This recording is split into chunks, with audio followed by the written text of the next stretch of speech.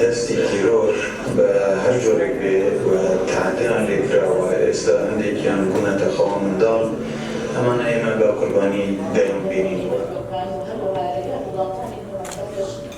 ڕزگاربوویەکی هێزیە ژنێکی هەتا بڵێ ئازا عمل محتاج مراكز صحية أو إعادة تأهيل المناطق ما كشنغال. هەتانهۆ هەزارە کەسێت گرتیت ماین هەتانۆ هەزاران کەس هاتیە ڕزگارکردن. نەوەکو پێتەوی تشتێک بۆ ڕزگاربوویان هاتیێکردن نەژوەکو پێتەوی تشتێک بۆ ئەوان هاتیێکردن ئەبێت و هەتانهۆ نەهاتینە ناوکەس و کارتخوان هەتانهۆ ئەم کارین بێژین ئیتوندا. اجبر هندێژێک یعنی گەرەکە ئەف کۆنفرانسە ببنە فشار لەسەروان کەسێت قرار بەدەست لەسەر حکوومەتە جۆرا و جۆر ئێل دەڤەرێ لەسەر ئەو هێزن جۆرا و جۆرت دەڤەرێ ببنە فشار و ئەف کەسێت ماین هەتانەهۆ ڕزگار بێنە ڕزگارکردن دوو ئەف کەسێت هەتا هاتنەوە هاتینە ڕزگارکردن ئەو ژ بێنە دووبارە ینی بینە ناو کۆمەڵگەهیش ئالی پسیکۆلۆژیڤە هاری کاریاوان کەسان بێتەکردن.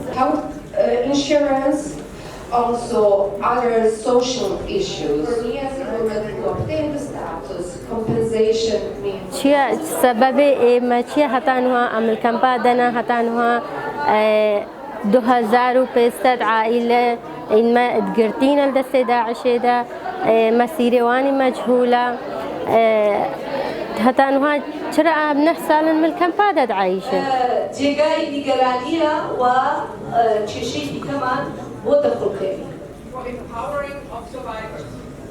باس لە سێ مەسەلەی سەرەکیەکەین مەسەلەیەکیان مەسەلەی محاکەمەکردنی تاوانبارانی داعشە مزانین عێراق و کوردستان چ جۆرە پرۆژەیەکیان هەیە مەسەلەی دوو هەم بۆ مەسەلەی کێشە کۆمەڵایەتیەکانی کە ڕزگاربوانی دەستی داعشیان عنفی جنسی ڕوبەڕووی ئەبنەوە مەسەلەی سێهەم کە باسیەکەین قانونی نازیات دەرچۆ بزانین تەحەدیاتەکانی بەردەم جێبەجێکردنی چیە کۆمەڵێک خەڵکی شارەزا لە بوارە جیاجیەکان لە وڵاتی جیاوە هاتوون پێکەوە گفتوگۆ لەسەر ئەو بابەتاناکەین.